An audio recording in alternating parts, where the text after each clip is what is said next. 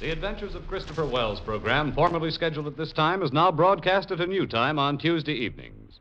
Tune in for The Adventures of Christopher Wells next Tuesday and every Tuesday at 9:30 p.m. Eastern Standard Time.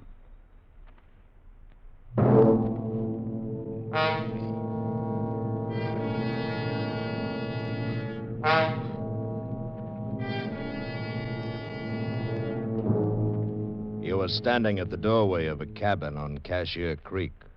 Up on the ridge, the bloodhounds have caught your scent. And between you and a fortune, between you and escape, yawn the white jaws of a deadly cottonmouth.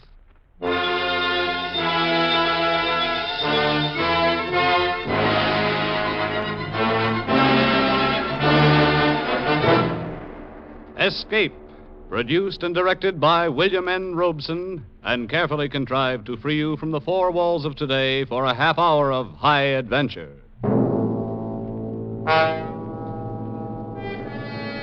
Tonight we escape to the worn-out acres of a poor white trash farmer somewhere in the southern mountains. In Irvin S. Cobb's great tale of vengeance, Snake Doctor.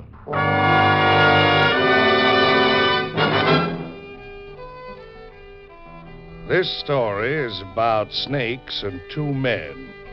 One man was afraid of snakes and the other wasn't. The one who wasn't was known along Cashier Creek as Snake Doctor. His cabin was near the creek bottom land where there's a powerful lot of cottonmouths. And he earned his meager living by rendering down their soft fats, bottling the oil, and selling it. For everyone knew there was no remedy for rheumatism like snake oil. Snake Doctor was harmless enough, but there were folks who honestly believed that he was a colleague of Beelzebub just because he wasn't afraid of snakes. And that's not all they believed about him.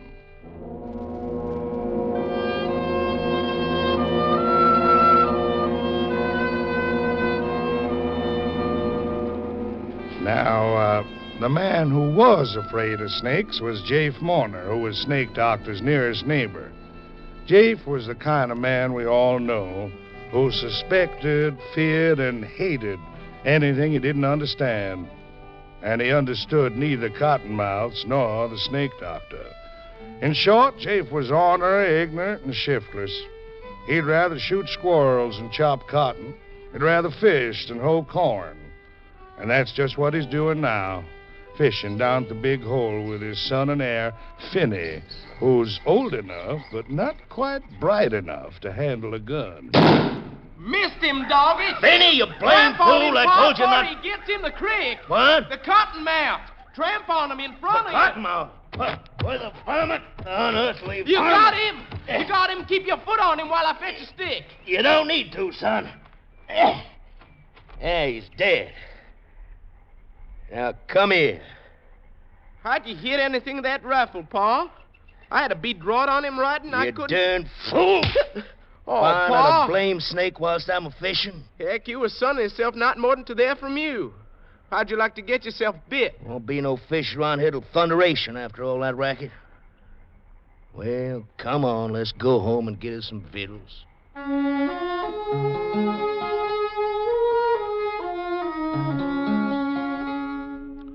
Jafe Mourner tossed his bait can into the creek and threw a stick after it. He stood there watching the stick drift slowly toward the Big Hole, where the creek widened behind a jam of driftwood. Jake watched as the eddy caught the stick and sucked it beneath the dam. Jafe was curious. He moved downstream a rod or two and waited, watching the water boil up from under the driftwood.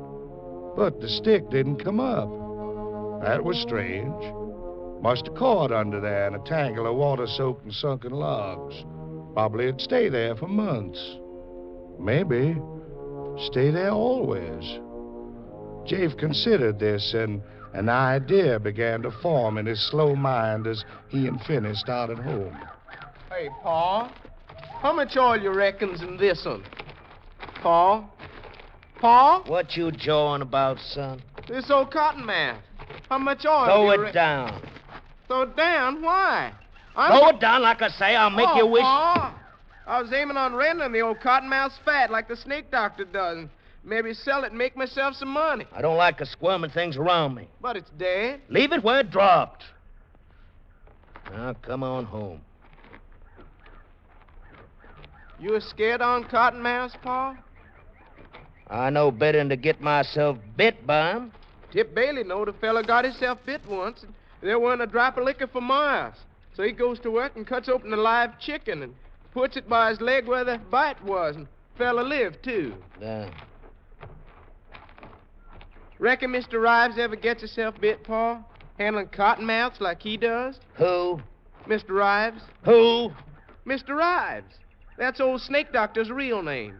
Ma says I oughtn't to call him Snake Doctor. Never mind what your ma says. Nobody in my family's calling no snake-loving scum Mr. Rives. Heck, that's what I say. We'll see what you do. Sure, Pa. You know, I could have made myself some money rending that cottonmouth's fat down into oil. How much you reckon old Snake Doctor makes out in the oil he sells? I don't know. Tip Bailey says old Snake Doctor's got more than $1,000 hid away somewheres in his cabin. More than that, most likely. Cussed old miser don't spend nothing. Ain't got nothing save that old rack-of-bones mare. Tip Bailey says whenever old Snake Doctor sets foot out in his place, he's got the granddaddy of all cottonmouths that he leaves out in the cabin to stand guard on his money. Tip Bailey says he seen old Snake Doctor put him in his pocket. Live cottonmouths. Snake Doctor ain't fitting to be alive itself. Oh, Ma says he ain't bad. Says he don't mean nobody harm. Your ma better be careful who she's associating with. She says he don't have good sense. Had the fever too much, he says.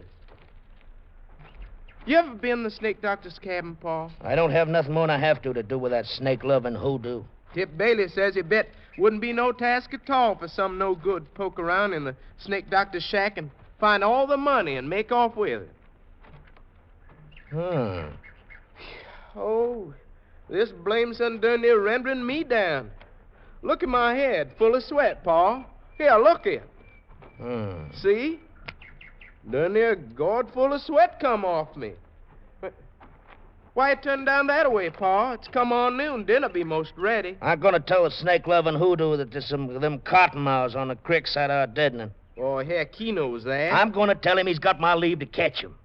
You don't need to come along if you don't want it. Well, if you're going over to his place, I'd kind of like to see it my own self.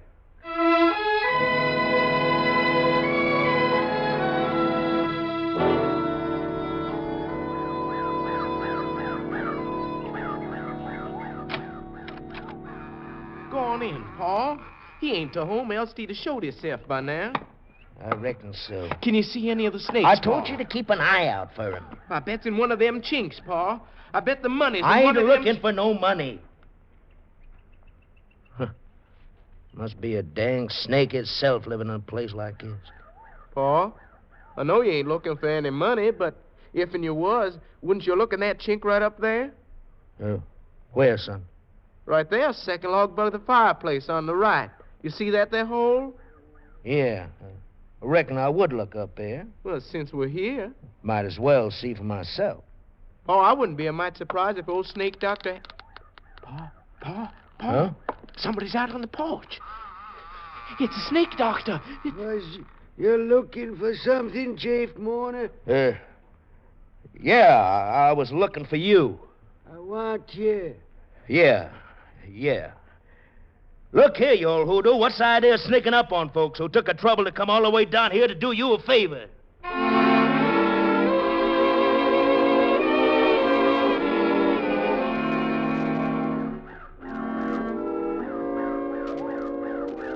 Yes, sir. Like as not, that old Snake Doctor had a dang moccasin squirching around in his pocket whilst he was talking to you, Pa. Did you mind how his eyes was when he come in? Yeah. Dang, if it wasn't blazing like when you run across a little rabbit or a cat in the dark. Scared me out of 10 years' growth, dang if it didn't. And did you mind how I kept looking up at the wall where I said I bet he had the money? Between the chinks Benny. up there? Huh? Benny, don't you say nothing to your ma about us being at the snake doctor's place, you understand? Why should I, Just Pa? don't. And don't you go nigh it again. Cuss old varmint, you'd have thought we was prowlers the way he acted. Benny, that you out there? Yup, Ma. Dinner about ready. You pour with you, son? Yeah. Have I time enough for dinner to go down the spring get me some more cold water? And if you stir you some, Shaquille. Hurry it up, son. I'm hungry. Got one. Catch anything, Jay? How you think I can catch fish with Finney firing off my gun at cottonmouths all the time? Ain't this heat more'n the body can bear? No. Any cooler by the creek? No. Oh, that poor old Miss Rives come by here a spell ago. Mine and I shook to pieces with a chill.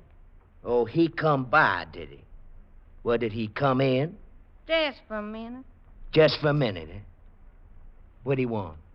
He wanted could I give him something for his ailment. He just about could drag one sour foot for the other. Barely could make it up here from his place. I reckon he must be down in bed with the fever by now. I could tell by the touch it was rising in him when he left here and started back home again. I gave him a dose out in our butler's Aga drops. I would have given him a little smidgen of liquor. Oh, you would, huh? Oh, please don't, Jake. Don't want me. Just poor old Miss Rice. Mr. Rives. Mr. Rives. How many times I gotta tell you that the old hoodoo's name is Snake Doctor? He don't mean nobody no harm. Him that'd skin a louse for its hide and tallow, and you calling him Mr. Rives. You'll be calling him Honey and Sugar next. Well, without I learn you better. Please, Jay, please. Paid names, huh? Tell by the tatch, could you? Well, I aim to learn. What's his name now? Well, what's your poor Mr. Rives' name now? Snake Doctor.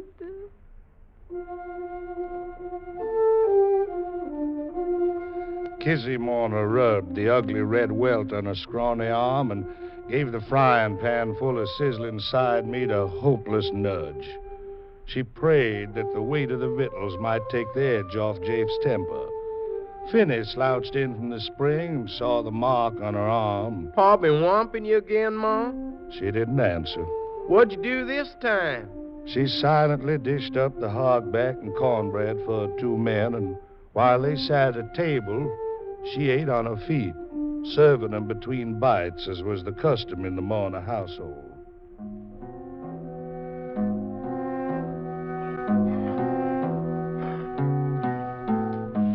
After dinner, Finney stretched out under the chinaberry tree, and Kizzy sat on the porch fanning herself and dipping snuff with a peach twig, scouring it back and forth on her gums. Jafe took his ease on the floor of the back room, but he didn't sleep. One thing he'd seen that day, and another thing he'd heard. He was adding them together. That stick that had disappeared under the log jam, and the snake doctor's money. It was 4 o'clock before any of them stirred, and then Jafe spoke to his wife for the first time since noon. Where's that there vial of drinking liquor, Kizzy? By the window.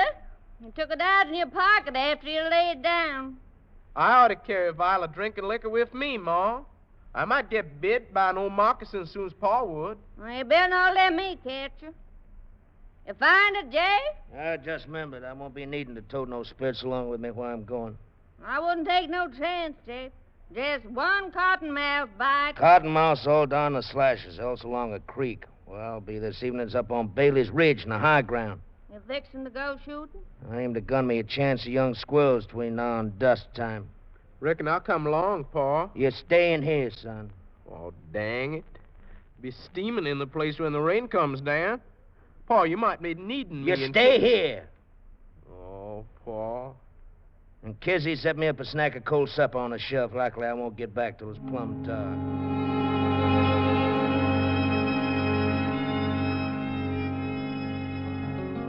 Jafe Mourner turned north through his struggling cornrows, and in a minute he was lost from sight. He kept on for nearly a mile until he came to a wild red mulberry tree. Where mulberries are, they're bound to be squirrels. Very neatly, he shot 2 young grays through the head. For Jafe was a master marksman. And, unsuspected by any who knew him, Jafe had another quality denied most of his kind. He had an imagination. Today it was in excellent working order. He tied the brain squirrels together and swung them over his shoulder. If needed, they would be his alibi. Then he sat down under a tree a while. Yeah, I got plenty of time. Don't need to get down to Snake Doctor's place till about dusk when he comes out to feed that swayback mare of his. Mr. Ryan.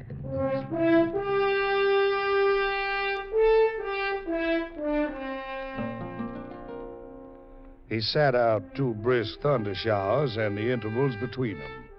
Then he started off in a wide arc down Bailey's Branch along the skirts of Little Cypress Slash to the sunken flats edging Cashier Creek. Took more than an hour careful traveling before he came to his destination, a screen of haw bushes, less than 50 yards behind the Snake Doctor's cabin. No matter how ailing he is, he'll get up and come out to feed that rack-of-bones mare. Mr. Ryan. I'll learn him to go colleaguing around another man's woman. Jafe Warner let his jealousy heat him to a white hatred. At this moment, he was avenging his honor, and thus was spared the embarrassment of admitting to himself that the real reason he was here was the Snake Doctor's money hidden behind the log by the fireplace. The home-wrecking, snake-loving varmint. 10 minutes from now, I'll chunk him down the big hole in a creek like I did that stick this morning, and he'll go down and never come out.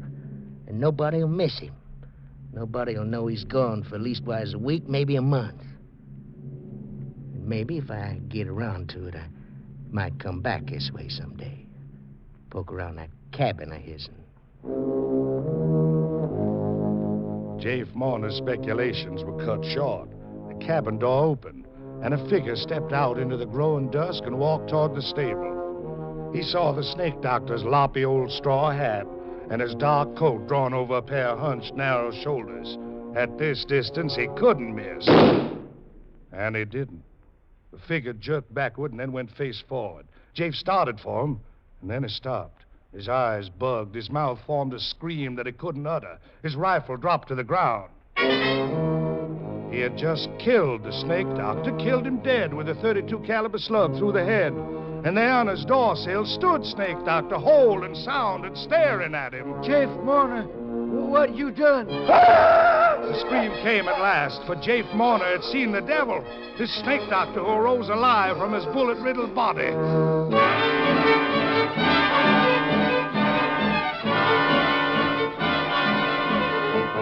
Jafe whirled and ran into the deep, darkening woods, whimpering like a whipped puppy as he tore through the brush. Escape.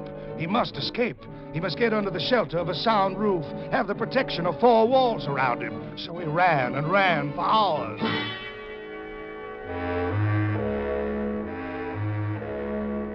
It was close to midnight when he came out on a dirt road a short distance southeast of his deadening. Beyond the next bend, he'd be in sight of home. Then he stopped. Around the bend, coming toward him, was a joggling light, a lantern hanging on a buggy. Jake flattened himself in a clump of brush to hide until the traveler passed. And then, just as the rig was opposite him, he heard a call coming from the other direction. Hold there, hold down, steady. Hold.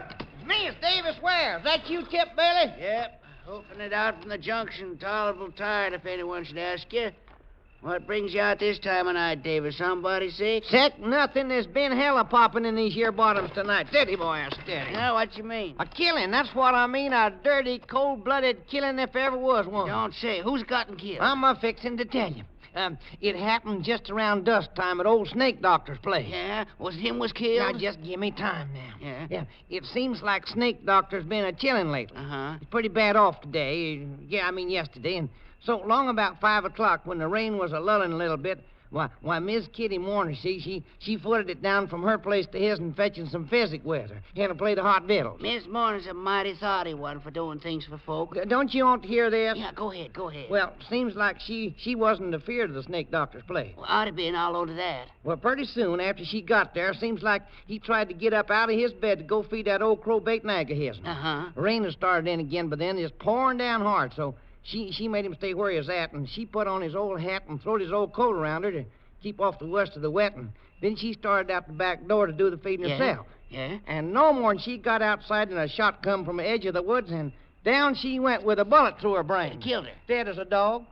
But who done it? Well, that low-flung husband of hers done it. That's who. He must have followed her down to Snake Doctor's and then just laid in wait for her. They certain 'twas him then. Why, sure thing. Snake Doctor jumped up when he heard the shot, and he catched a quick look at Jafe over the fence. He did. Yeah, there was a long streak on Kizzy's arm where he must have whooped her at during the day. Well, hanging's a sight too good for him to catch him. No, but they will. Some thinks that he's made for the slashes and hid out there. Tracks led off that way. Uh-huh. Oh, they'd be a line of men throwed all the way around Little Cypress before sunup. Sheriff got there yet? No, but he's due any minute with his pack of dogs. They telephoned in from Gallup Mills that he's on his way. That trail ought to lay good, ground being damp like it is. Sure should. Old Snake Doctor, he's crying on and raving around up at Mourner's place that the Lord's going to strike the murder down his track. I'm putting my main confidence in them bloodhounds.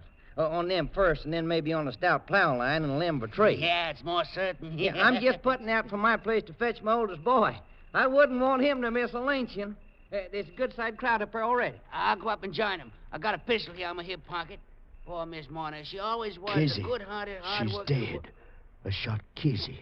Did you hear something just there? Oh, I can't say I did. Probably a rabbit breaking through the brush. Here, listen. Huh? Sheriff's a-coming. You can hear them hounds of his, and I got to hurry. Get up there, Bessie. I'll see you back tomorrow. Why, you sure will. Jafe didn't have time to waste mourning his dead wife. He was even a little relieved to know that the Snake Doctor wasn't the devil incarnate. He had a chance against a lynch mob and a pack of bloodhounds. This was the kind of antagonist he could understand and outsmart. Jafe's imagination went to work again as he backtracked along the creek bottom in the spotty moonlight. Gotta throw them dogs off the trail. Gotta wade the creek, even if it is full of cottonmouths. They must be all around me now. But folks says they don't strike no water. Well, I hope them folks is right. Gotta get back to the Snake Doctor's. Get his money while he's still up at my place with Kizzy's remains. And get his money, then the rest would be easy. Make for the deep timber. Cross country to the river. Make it by tomorrow sundown. Hire a shanty boater to ferry me to the Arkansas side. And get a haircut and catch a train for somewhere else. But gotta get Snake Doctor's money first. Snake Doctor's cabin was dark and empty when Jafe reached it, and he needed light for his search. There were a few dull embers in the fireplace, and he threw on some kindling, but it didn't light. Very well, he knew where the chink was. He'd find it in the dark. He scrabbled at the logs, felt some bark give, felt the clay mortar crumble under his fingernails. Here it was, a hole big enough for a man's arm. He plunged his hand into it, touched something slick and smooth, and then something sharp plunged into his thumb. The fire flickered to life. Jafe yanked his hand out of the hole, saw two tiny bleeding punctures in his thumb. At the mouth of the hole stretched the wide-open jaws of a cottonmouth. It worked fast. He felt the pain leaping from his thumb to his hand, seeping up his arm. If he only had some liquor.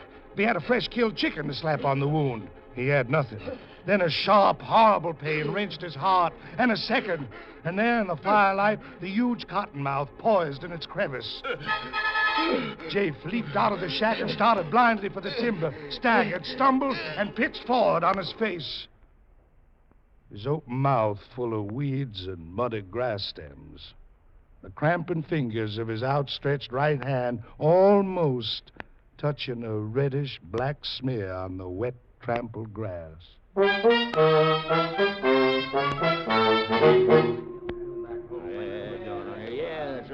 riddance, by gravy, that's good riddance. I'd call it that, wouldn't you, Dr. Bradshaw? Well, I reckon there's sort of a rough justice in the way he died. Look, his hand reaching out. Just about touches the blood where his woman fell. This has been quite a night, Davis. I've just examined the body of a man who appears to have been killed by snake bite. Killed good and quick, too, judging by the evidence. Well, Doc, ain't that the way a cottonmouth always does kill a man sudden like? I always heard tell that... Never mind what you heard. I'm going by the facts. I've been practicing medicine in this county for going on to 46 years. And I tell you that in all my life, I've never known but 2 or 3 people actually being bitten by water moccasins. And until tonight, I never had the personal knowledge of anybody dying from a bite of any kind of a snake. Well, is that a fact? Hey, what's going on over there, Doc? That Mourner's boy kicking up the fuss? Yeah, he's a no good, just like his pa. What's your trouble, Tip? Penny here's went out of his head. I'm gonna kill a snake and bitten my paw. Then I'm gonna give that old snake doctor a whooping for keeping a reptile in this place. Your pa got just what is his due, Finney. Snake doctor ain't to blame none. He's a hoodoo devil. Now, look-a here, boy. Mr. Rives promised all his savings, nearly $100 to pay for burying your ma decent. Now, that's how much he thought of her. Now, go on home, behave yourself. Yeah, go on, Penny. Ain't no Somebody reason ought to you kill hang that around here. reptile Get out and of here. bit my paw, and I'm gonna do it. I'm still gonna... Hey, Doc, just a minute ago you started to say something about snake bite not killing. How you account for Jafe here? Well, the late Jafe Mourner had a rotten bad heart, Davis. Oh, he sure did. Yesterday proves that. I don't mean in that sense. I mean there was an organic weakness.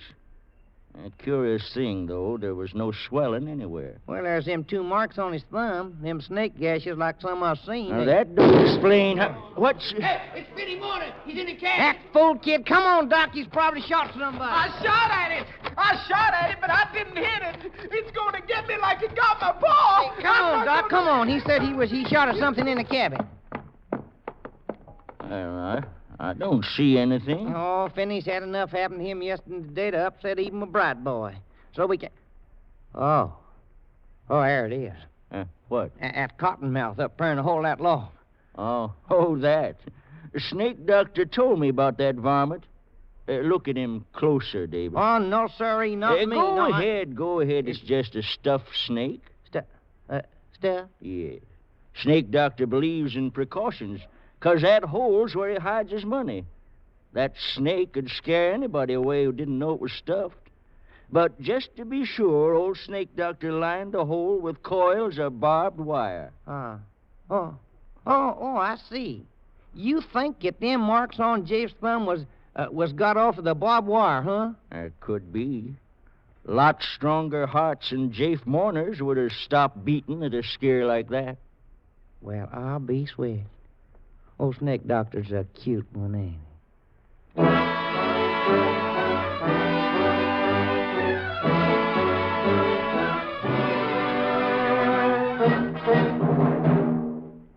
Escape, produced and directed by William N. Robeson, has brought you Snake Doctor by Irvin S. Cobb, adapted for radio by Fred Howard, who also played Doc Bradshaw. With Bill Conrad as Jafe, Paul Frees as Finney, Ruth Parrott as Kizzy. Barton Yarborough played Davis, Louis Van Ruten played Snake Doctor and Tip Bailey. The original musical score was conceived and conducted by Cy Fuhrer. Next week... You are alone in a remote old world village inhabited by cat people, and you are desired by a beautiful cat girl who wants your soul.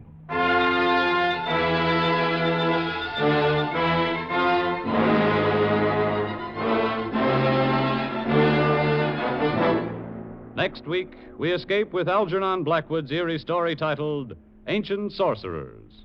Good night, then, until the same time next week when we again offer you Escape.